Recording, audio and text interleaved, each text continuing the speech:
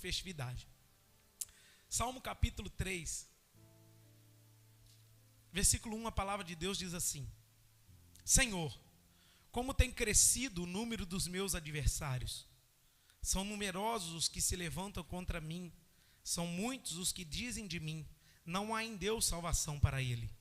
Porém, tu, Senhor, és o meu grande escudo, és a minha glória e o que exaltas a minha cabeça. Com minha voz clamo ao Senhor, e ele do seu santo monte me responde. Verso 5: deito-me e pego no sono, acordo, porque o Senhor me sustenta. Não tenho medo de milhares do povo que tomam posição contra mim de todos os lados. Levanta-te, Senhor, salva-me, Deus meu, pois fere nos queixos a todos os meus inimigos, e aos ímpios quebra os dentes. Do Senhor é a salvação, e sobre o teu povo a tua bênção. Pai, obrigado pela sua palavra. Obrigado, Senhor, por nós estarmos reunidos neste lugar com portas abertas e podendo glorificar o teu nome, bendizer ao Senhor.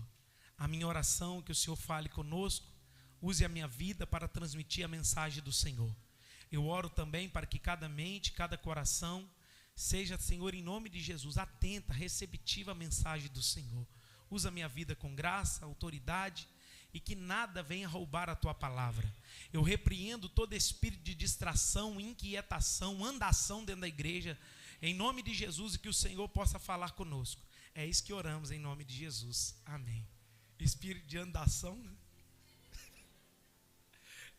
Ô Senhor. Os caras agora tá proibido andar. Senão minha oração não tem autoridade, né? Ai, Senhor. Irmãos, esse texto, eu particularmente sou apaixonado com esse salmo.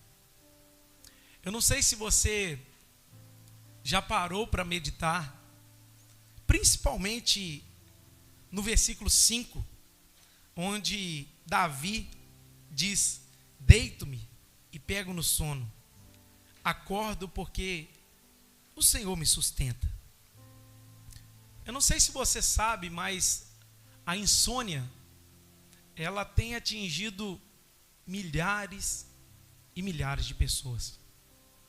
Pessoas deixam de dormir por causa de uma vida financeira. Pessoas deixam de dormir diante de uma dificuldade que está enfrentando. Pessoas deixam de dormir por causa da ansiedade, da depressão. Pessoas deixam de dormir por causa de uma prova na autoescola, um vestibular que precisam fazer. Pessoas deixam de dormir por problemas mais comuns e simples que nós possamos imaginar. Eu não sei se você já perdeu uma noite de sono ou deixou de dormir diante de alguma situação que você estava enfrentando, mas depois que passa você percebe: bobeira, perdi a noite de sono à toa, preocupado com amanhã. Irmãos, Davi, ele no versículo 5, ele vai trazer essa afirmação: eu deito e pego no sono. Só que nós precisamos primeiramente entender o contexto em que Davi estava ao afirmar isso. Porque às vezes é fácil a gente deitar e pegar no sono quando tudo está bem. Sim ou não? É fácil a gente deitar e pegar no sono quando a saúde está bem, as finanças está tudo ok, o casamento está bem, a saúde está bem, todas as áreas que cercam a nossa vida está tudo 100%. E a gente coloca a cabeça no travesseiro, até sonha, né? Que coisa maravilhosa. Mas nós precisamos ver que o contexto que Davi escreve esse salmo é um contexto caótico, desfavorável, um contexto de tribulação, um contexto onde Davi está sendo perseguido. É bom lembrar os irmãos que Davi, de 150 salmos que existem nas escrituras sagradas, 73 foram Davi que escreveu. E dentro desses salmos que Davi escreve, alguns foram em momentos cruciais, onde ele estava vivendo dias difíceis, de tribulação, angústia, perseguição. Por exemplo, o Salmo capítulo 7, Davi escreve quando ele estava sendo julgado, uma palavra mandada, acusado por Cush. Davi escreve aquele salmo diante do Senhor porque ele foi acusado por Cush. O Salmo 56, 57 e 59, Davi escreve quando ele estava fugindo de Saul. Uma perseguição de um rei que queria matá-lo. Todos nós sabemos, Davi escreve o Salmo 51, depois de ter adulterado, caído, matado Urias. Ele escreve pedindo ao Senhor, dizendo: Senhor, não retires de mim o teu Santo Espírito. Pequei contra ti somente. Então, muitos desses salmos em que Davi escreve são salmos onde ele está vivendo dias difíceis, dias tenebrosos, de angústia. E o Salmo capítulo 3 não é diferente. Davi escreve num momento de muita angústia. Davi escreve o Salmo capítulo 3 num momento de muita tribulação, num momento de perseguição. E para piorar, a perseguição não era externa, a perseguição era interna, porque Davi estava sendo perseguido pelo seu próprio filho, chamado Absalão.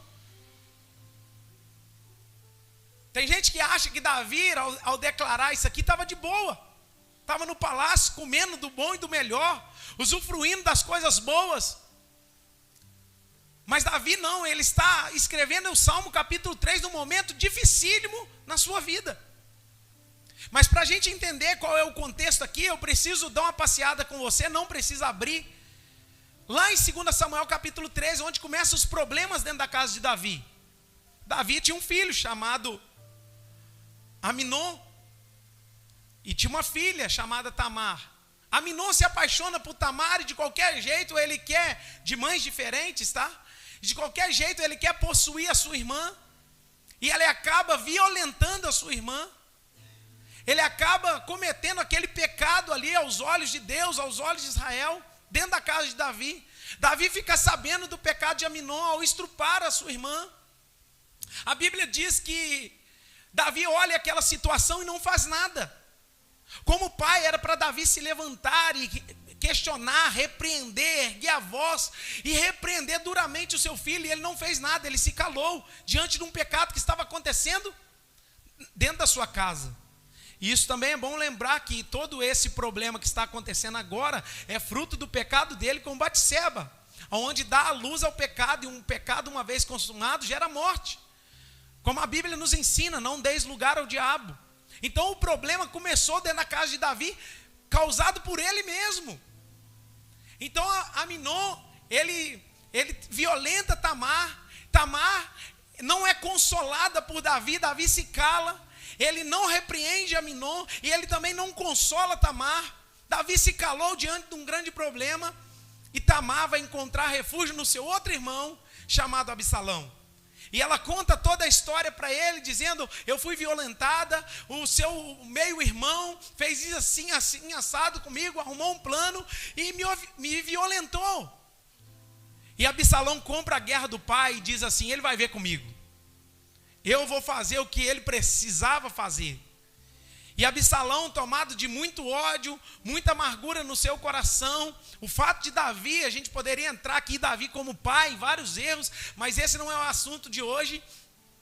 Davi, ele se cala mais uma vez, e Absalão diz assim: eu resolvo o problema, sendo que Davi, meu pai, não resolveu.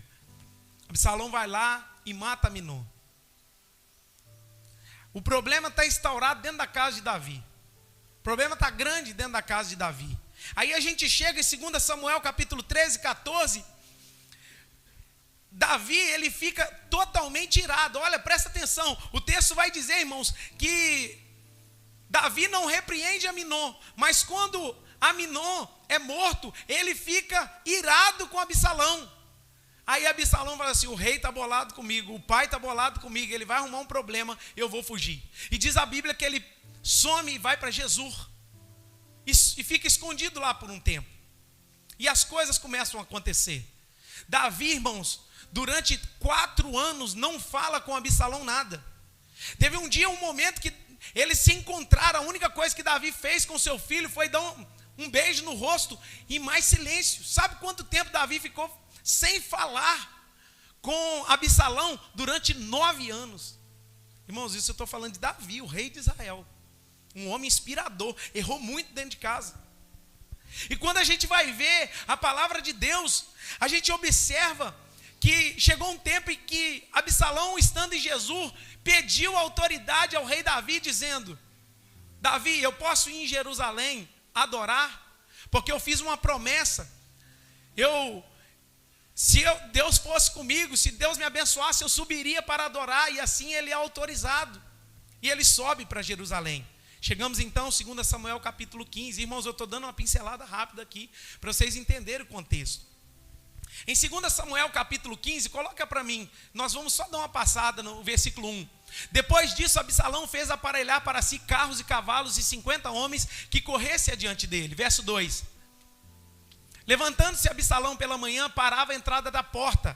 Porta de onde? De Jerusalém. E a todo homem que tinha alguma demanda para vir ao rei a juízo, o chamava Absalão a si e lhe dizia: de que cidade és tu? Ele respondia: de tal tribo de Israel é teu servo. Verso 3. Então Absalão lhe dizia: olha, a tua causa é boa e reta, porém não tens quem te ouça da parte do rei. Olha o que ele faz, irmãos. Ele vai para a porta de Jerusalém e todo moço, todo homem que vinha para pedir um conselho ao rei diante de uma demanda, ele não deixava aproximar do rei. Ele perguntava assim: o que é a sua situação? O que você está vivendo? O que você está passando? Aí o cara contava a situação que ele estava enfrentando. Aí Absalão dizia: ó, sua causa é boa, reta, mas no rei não deixou ninguém aqui para te ouvir. Ou seja, não tem juiz aqui na terra de Israel. Entre aspas, ele está conspirando contra o seu pai, contra o rei. Verso 4. Dizia mais Absalão: quem me dera ser juiz na terra, para que viesse a mim todo homem que tivesse demanda ou questão, para que lhe fizesse justiça. Ele está conspirando algo, ser líder de algo. Verso 5. Também quando alguém se chegava para inclinar diante dele, ele estendia a mão, pegava e o beijava. Ou seja, ele como filho do rei, as pessoas vinham e se inclinavam perante ele, ele não deixava, ele não recebia aquela adoração ali que era costume da época. Ele levantava a pessoa, beijava, falando: não, você é meu amigo. Ele pegava na mão, beijava as pessoas, ou seja, ele era carinhoso com as pessoas. Cuidado com o espírito carinhoso.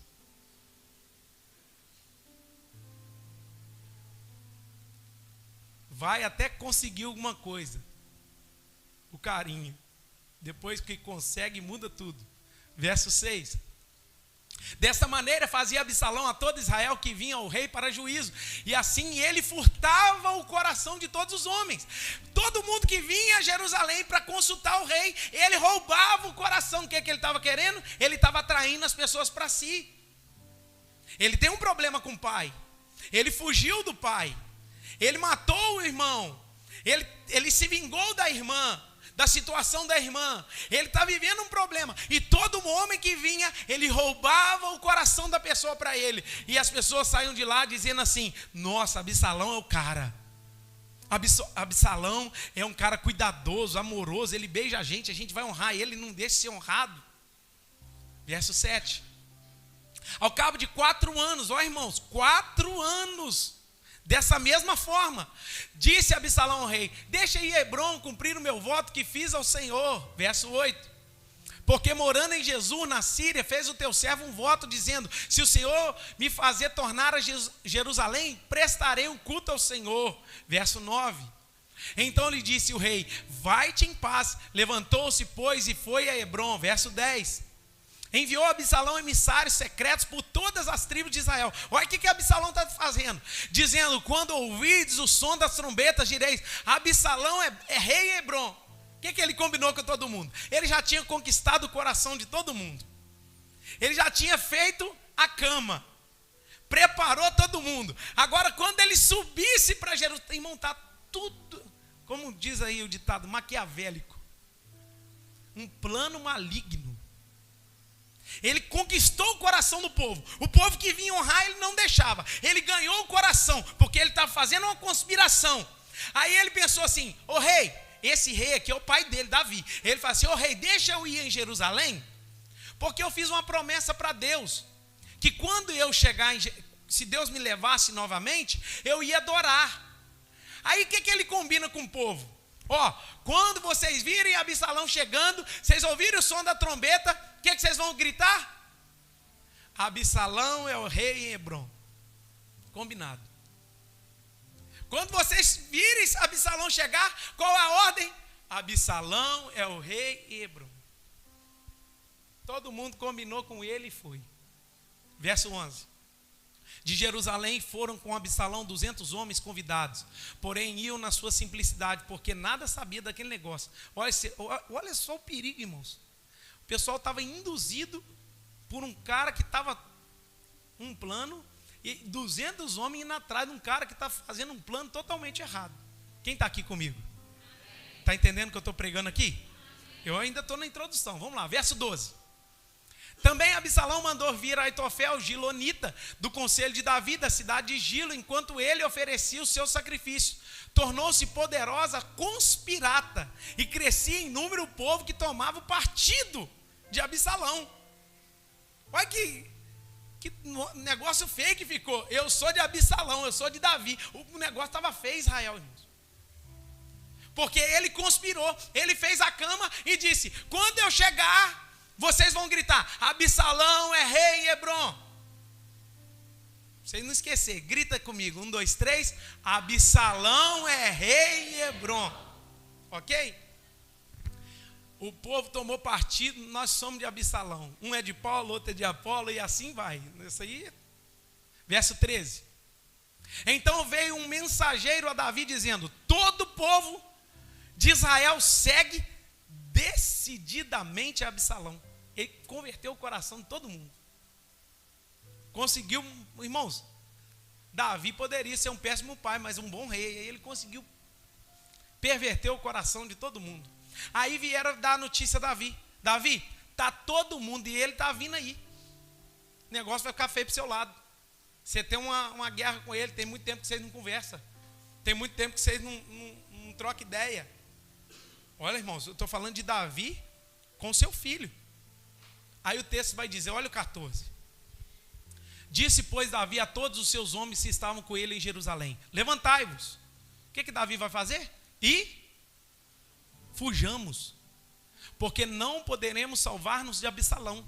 Irmãos, Davi, um homem de guerra, teve medo do filho. A turma que estava vindo falou assim: vão fugir desse homem que o negócio está feio, ninguém vai sobrar.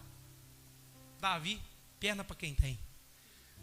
Dai-vos pressa a sair, para que não nos alcance de súbito, lance sobre nós algum mal e fira a cidade a fio de espada. Irmãos, lembra que eu disse que o contexto em que Davi escreve o Salmo 3 é um contexto dificílimo? Sim ou não? O contexto que Davi está é esse contexto.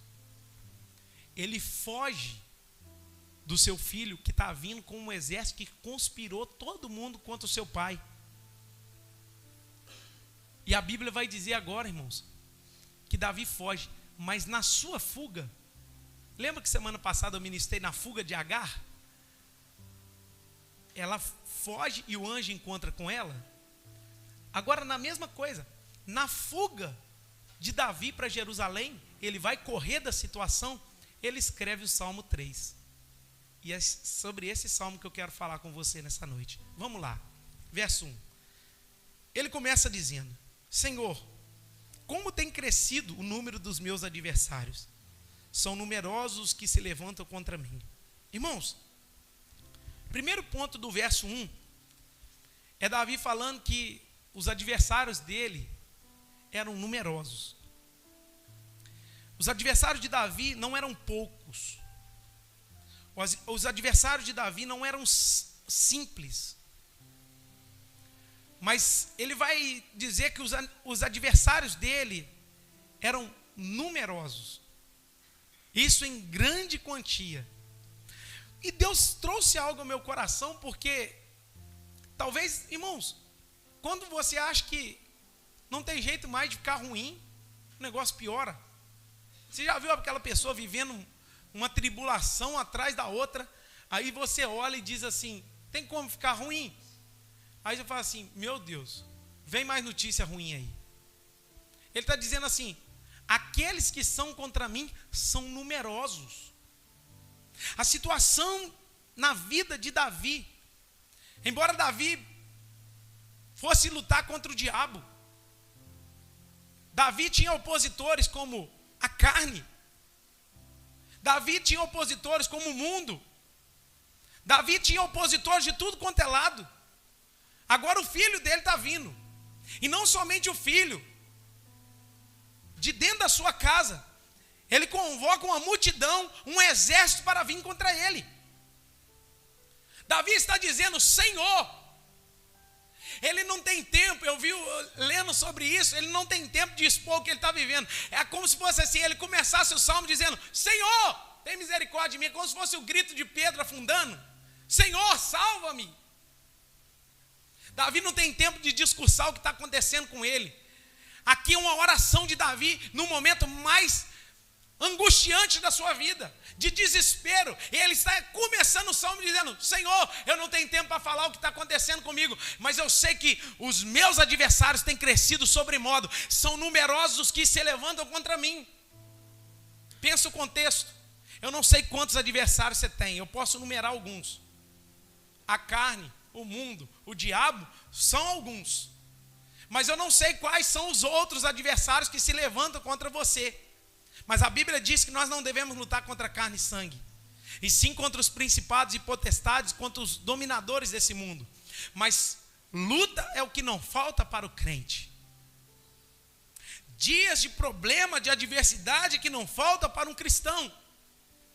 Ele está falando assim, eu não tenho somente uma luta, eu não tenho somente uma situação, eu não tenho somente um momento difícil, são numerosos os problemas que vêm contra a minha vida. E talvez, você lembra da vida de Jó, irmãos? Uma notícia atrás da outra. Ô Jó, estava acontecendo isso, isso. Ah, veio um vento lá, matou todo mundo. Ah, Jó, aconteceu isso, isso, isso. Veio um vento lá, o fogo do céu matou os animais. Ah, Jó, aconteceu isso. Uma notícia atrás da outra. O que está ruim pode ficar pior. Davi está dizendo no versículo 1, são numerosos os que se levantam contra mim. Eu não sei quantos adversários têm cercado você. Eu não sei quantas pessoas têm cercado você, quantos inimigos têm cercado você. Mas uma coisa eu sei. Nós precisamos nos inspirar em Davi. Porque mesmo diante do erro de Davi, Davi nunca deixou de olhar para o Senhor. Olha o versículo 2. São muitos, aí eles já estão dizendo. Davi com certeza ouviu em Israel, ó, são muitos os que dizem, não há em Deus salvação para ele. Os inimigos de Davi estavam vindo, marchando contra ele. O pessoal veio trazer a notícia e falou assim, ó, Absalão está vindo com o exército, vai te matar, vai te afrontar, vai acabar com o seu povo, vai acabar com você. E com certeza o boato que estava rolando em Israel era o seguinte, não há salvação para Davi. Davi está declarando, são numerosos os que se levantam contra mim. Agora no verso 2 ele diz, e eles estão dizendo, não há em Deus salvação para ele.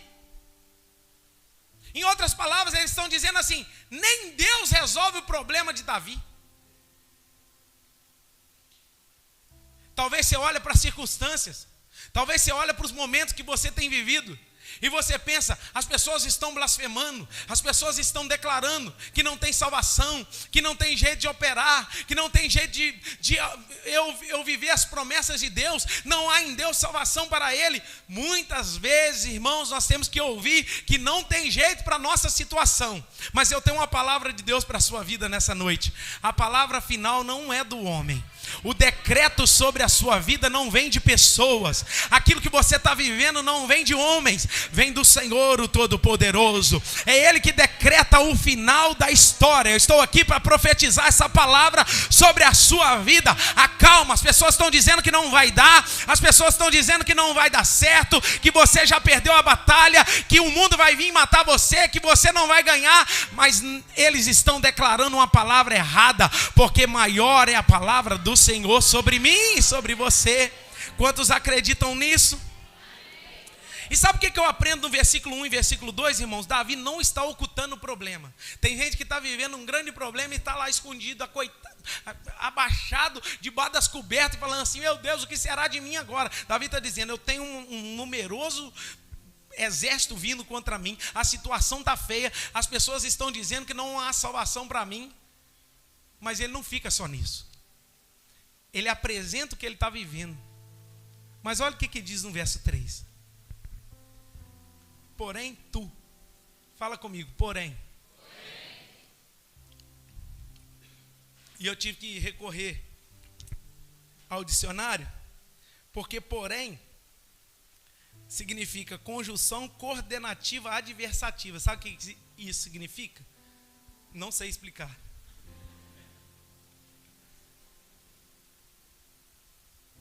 Conjunção coordenativa adversativa. Funciona como se fosse assim, o oposto de algo. Olha só. É como se fosse assim, mas. Ele traz um contexto. Esse porém funciona como se fosse mas. Contudo.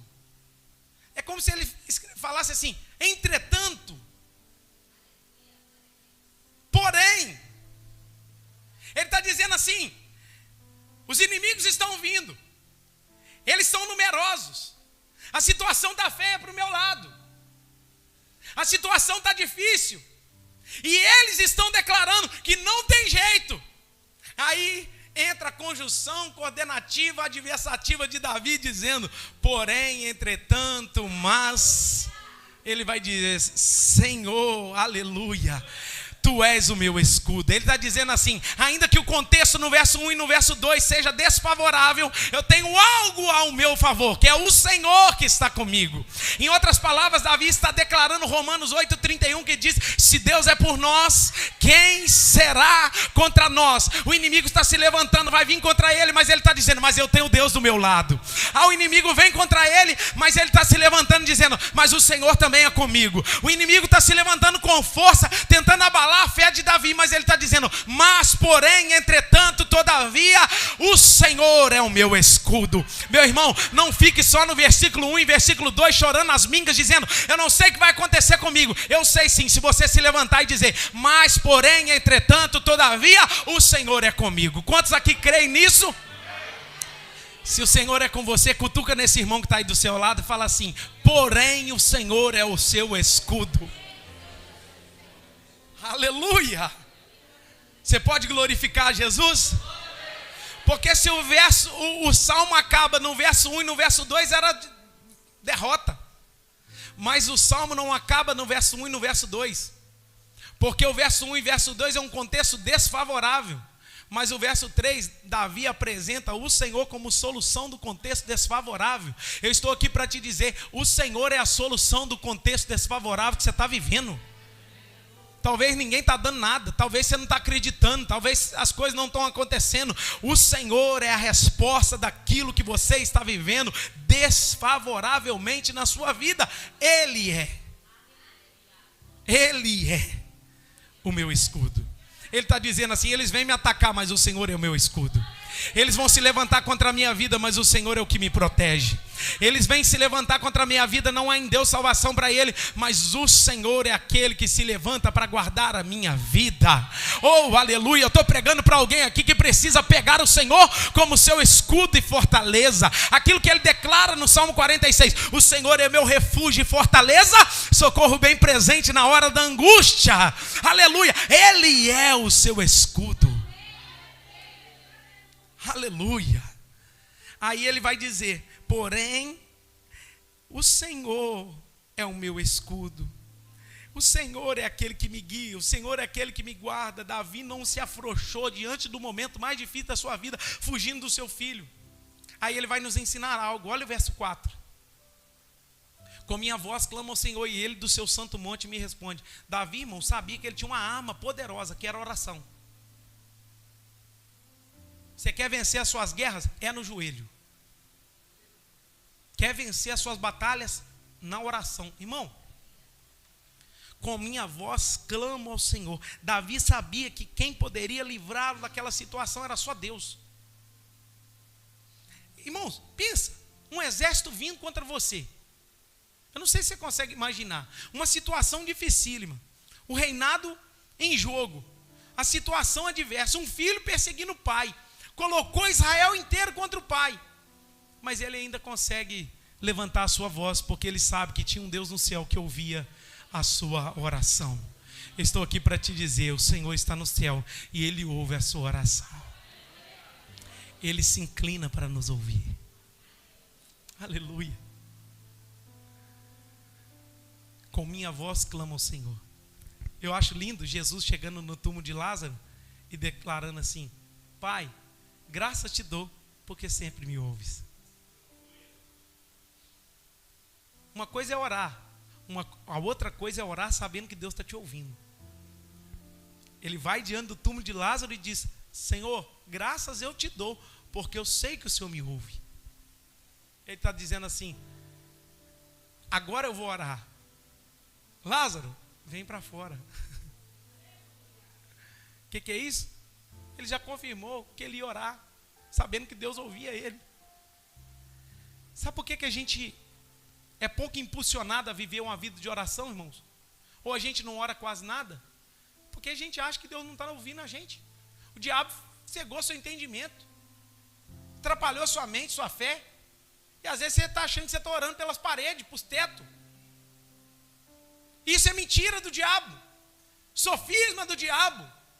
Porque toda vez que um servo de Deus se prostra, ele vai para o quarto, tranca a porta. O Senhor é aquele que está lá para contemplar a oração que você fizer, aquilo que está dentro da sua alma. Pedi e dás-vos-á, buscai e acharei, batei e abris-vos-á. Pois todo que pede recebe, o que busca encontra, aquele que bate a porta se abre. Ou seja, o Senhor está pronto para ouvir o clamor do seu povo. Ana vai declarar: por esse filho orava eu. Que coisa maravilhosa. Eu estou contemplando esse milagre aqui, porque o Senhor me deu esse menino. Eu estava orando e Deus me ouviu, graças a Deus por isso. Isaías 55:6, a Bíblia vai dizer: buscai o Senhor enquanto se pode achar, invocar enquanto Ele está perto. O que é isso, irmãos? Nós podemos aprender dentro da palavra de Deus que tem um Deus no céu que nos ouve. Ele está dizendo: com a minha voz clamo ao Senhor e Ele do seu santo monte me responde. Davi sabia que ele não estava jogando palavra fora. Todas as vezes que um cristão vai diante de Deus em oração, o Senhor é aquele que se inclina para ouvi-lo. O Senhor é aquele que está com os ouvidos abertos, atentos à oração do seu povo. Aí a minha pergunta é: por que você está orando tão pouco, sendo que tem um Deus tão grande que te ouve? Pergunta esse irmão que está do seu lado, fala com ele: por que você está orando tão pouco?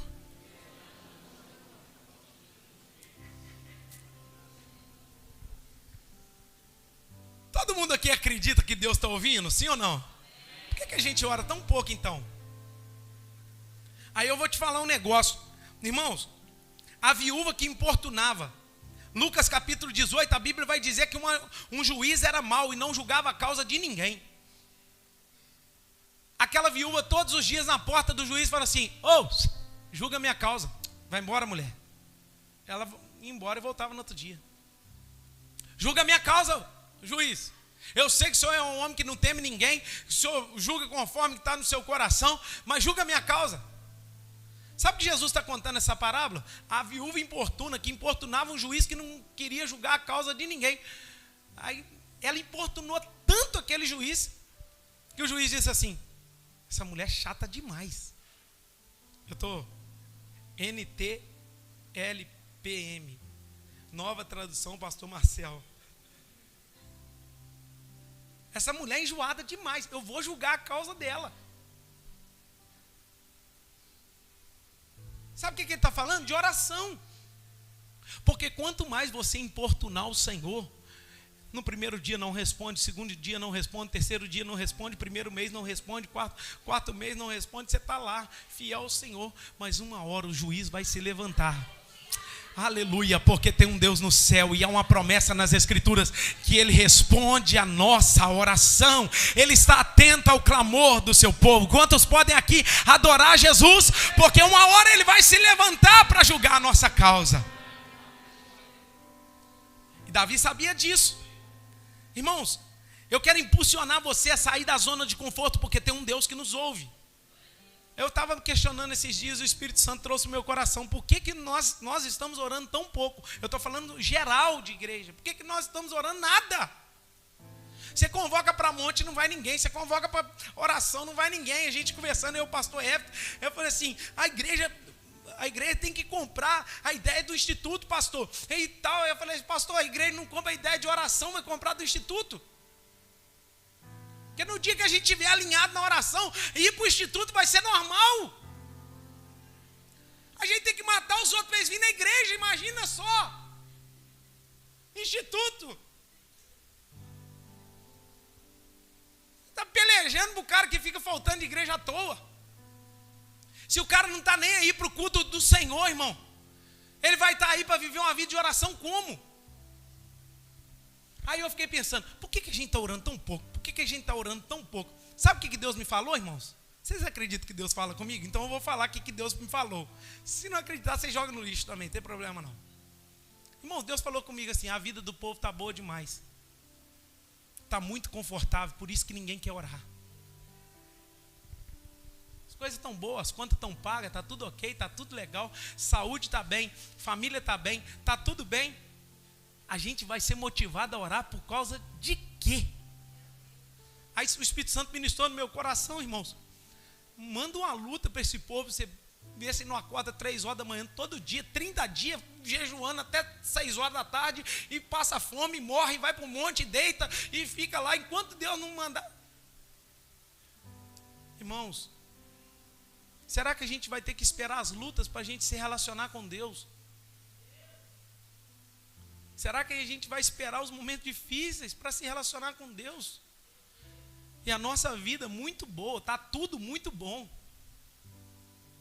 Está tudo muito legal, as contas está tudo ok, está tudo legal. Ah, para que eu entrar no vento dos outros? Para que me envolver, né, Vinícius? Com a igreja? Para que eu subir para a salinha das crianças? Eu pegar boi pelo chifre é ruim, hein? Vou nada. Cada um se vira com seus problemas para lá. Está tudo muito bom. Mas no dia que a luta bater na porta da sua casa, a minha oração é que você tenha reserva. Para você aguentar o dia mau. A minha oração é que no dia que a luta bater, o problema chegar, porque o problema chega, irmãos. Para o rico, para o pobre, para o negro, para o branco, para todo mundo. Chega, para o pastor, para o não crente, para o ateu, para todo mundo. Como você vai reagir a essa luta? Você vai ter reserva lá para caminhar? Bendito seja Deus, no dia que a luta chega na vida de um crente, e ele está alinhado com Deus, cheio do Espírito Santo, e as costas dele estão como couro de rinoceronte, falando assim, pode bater mais que aqui tem força para aguentar. E a graça de Deus derramando no coração, dizendo, pela graça, a minha graça te basta. Não, meu irmão, não é por você, não é pela sua força, não é pela sua sabedoria, é pela graça de Deus que foi dada, e o Espírito Santo vai sendo derramado, avivando aquele coração, aquele crente no meio da tempestade. É poucos os cristãos no meio da cinza, faz igual o Jó, que se levanta no meio da cinza, no meio da situação difícil, e diz, oh Senhor, bendito seja o nome do Senhor. Eu estou na tribulação, eu estou na angústia, eu estou na prova, mas glorificado seja o nome do Senhor. Eu não vou blasfemar, eu não vou criticar, eu vou saber que o Senhor é soberano, e sobre todas as coisas o Senhor tem poder. O Senhor fez todas as coisas pela palavra do seu poder. Tudo foi feito pelas mãos do Senhor, e Ele foi falando e as coisas foram acontecendo. E agora eu estou nessa prova, eu só quero adorar, como Paulo e Silas na prisão. E eu agarrei aqui no versículo 4, versículo 5. Deito-me e pego no sono, acordo porque só o Senhor me sustenta. Irmãos, Davi, ele não está fazendo esse salmo à noite. Ele está fazendo esse salmo de manhã. Porque era costume de Davi acordar pelas manhãs. Alguns salmos, o salmista vai dizer assim: assim como o guarda anseia pelo romper da manhã, minha alma suspira por ti. Muitos homens de Deus na Bíblia tinham um relacionamento com Deus, o seu tempo de oração, e também, depois na história da igreja, a gente vai ver que todos os homens de Deus tinham um relacionamento profundo com Deus na parte da manhã. Eu até comento, né, que tem gente que fala assim: eu gosto de orar à noite. Irmãos, que dificuldade que eu tenho de orar à noite. Parece que à noite, o pastor Ré falou que estava orando esses dias, 10 horas da noite, todo dia, até meia-noite. Eu falei: meu Deus. Parece que os problemas do dia estão tudo em cima de vocês. Eu sou assim, tem que desligar, acordar zerado e iniciar. E esses homens oravam sempre de manhã. E esse salmo, ele está fazendo na parte da manhã, no meio de uma guerra, fugindo do seu filho, dizendo assim: engraçado, ontem eu deitei e eu peguei no sono. Eu acordei porque o Senhor tem me sustentado. Feliz é um homem, irmãos, que pode declarar essa verdade. Uma confiança extrema no Senhor. A minha pergunta é: como Davi conseguia dormir no meio desse problema todo? Tem alguém que sofre de insônia, não precisa responder. Tem alguém que acorda pela noite e fica com a mente vagando. Amanhã tem 650 problemas para resolver. E olha só, irmãos, às vezes você acorda de noite e fica pensando no problema que tem que resolver amanhã. Então você sai da cama e vai trabalhar. Davi não tinha, com todo respeito, irmãos, aos irmãos que tomam, Davi não tinha o tarja preta, Rivotril, clonazepam, citalopram, Ocadil. Davi não tinha. Irmãos, com todo respeito aos irmãos que tomam, amém? Meus irmãos, tarja preta é para um momento da sua vida. Não é para você ficar dependente a vida toda. Sabe o que é fácil? A gente toma o tarja preta, que é mais fácil que orar. Eu sei que tem gente que vai me apedrejar. Me cobre com teu sangue, Senhor. Tarja preta é para um momento. Tem o tarja vermelha também que está atrapalhando. Ele está dizendo assim: eu consigo deitar, eu consigo pegar no sono, eu consigo acordar. Meu filho está vindo contra mim, tem um exército vindo contra mim, a situação está desfavorável, mas o meu coração está no Senhor. O meu descanso não é outra coisa a não ser Deus. O nosso descanso é o Senhor. A gente tem preferido gastar dinheiro do que confiar no Senhor. Pastor, me dá um exemplo bíblico disso. Jesus no meio da tempestade estava dormindo. Que confiança é essa? Ah, pastor, você está falando que ainda não tem problema. Não tive e não tenho. Vou te contar 5 minutos só. Este dia, 7 horas da manhã, o cara liga: pastor, estou precisando conversar. 7 horas, aí eu abri na boca e fingi que eu estava: alô, tudo bem? Eu estava nada, estava acordando. Falei: pode vir aqui em casa, irmão. Sabe o que eu tenho aprendido, irmãos? Que a gente tem procurado os meios mais fáceis para a gente se apoiar, para a gente encostar. E temos esquecido que é um Deus do céu que contempla a sua vida, que inclina os seus ouvidos ao clamor dos seus servos. Eu estou aqui para profetizar essa palavra. Deus está ouvindo o seu clamor. Então deita nessa noite em nome de Jesus, com a consciência, entendendo no seu coração: Deus é quem me sustenta, Deus é que segura nas minhas mãos, Deus é que me levanta, Deus é que me guarda diante de um turbilhão de situação. É o Senhor que me guarda, é o Senhor que me protege. Eu não terei medo, Davi está dizendo. Ah, mas você está falando que Jesus é Jesus, mas eu vou te falar também outro caso. Atos 12. Herodes mandou matar Tiago. Tiago foi morto na companhia de Pedro. Sabe o que eles fazem com Pedro? Prende Pedro. Aí a igreja dentro de casa estava orando incessantemente por Pedro. Sabe o que o anjo do Senhor vai fazer? Por causa da oração da igreja, claro que era o propósito divino. Ele vai, abre a prisão, entra. Sabe o que Pedro está fazendo? Dormindo. O anjo do Senhor tem que acordar Pedro. Irmãos, pensa só. A realidade de Pedro. Tiago havia sido morto no dia anterior. Ele está preso, não sabe o que vai acontecer amanhã. E ele na cadeia dormindo. Eu não sei o que esses homens têm não, mas era um contato com Jeová. Aí o anjo entra lá, dá um cutucão nele e fala assim, acorda.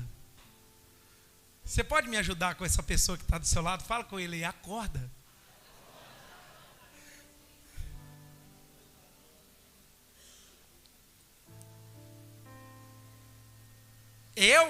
Eu olhando para mim, estava desesperado na cadeia, sem dormir, sem saber o que fazer, porque Tiago, meu irmão em Cristo, foi morto. E o que vai ser de mim amanhã? O anjo abre a porta da cadeia, tira ele pela frente, pode ir embora, tem alguém te esperando. Ele bate na porta da casa onde estava todo orando, a menina vem e fala assim, é Pedro. Ela entra para dentro e fala assim, Pedro está lá fora, não estou acreditando. O anjo do Senhor foi lá e tirou ele da prisão. Descansa no meio da tribulação, que o anjo do Senhor cuida de você. Descansa no meio das situações difíceis que a vida tem proporcionado para você, que o anjo do Senhor cuida de ti, em nome de Jesus. Se você não tem força para orar, compartilhe a sua situação, que alguém vai te ajudar em oração e o anjo do Senhor vai lá te livrar daquela situação que você está vivendo. Então a gente precisa aprender a descansar no meio da dificuldade, e Davi está nos ensinando isso. Olha o verso 6. Não tenho medo de 10 milhares do povo que se tomam posição contra mim de todos os lados. Ele está falando assim, o medo não vai me parar. É 10 milhares que se levantam contra mim, mas não vai me parar. Olha o verso 7. Levanta-te, Senhor, salva-me, Deus meu, pois feres nos queixos a todos os meus inimigos e os ímpios quebram os dentes. Ele está falando assim, Senhor, o Senhor pode se levantar. Olha o verso 8. Do Senhor é a salvação e sobre o teu povo a tua bênção. Fique de pé no seu lugar. Coloca aí para mim, Abraão, Salmo 121.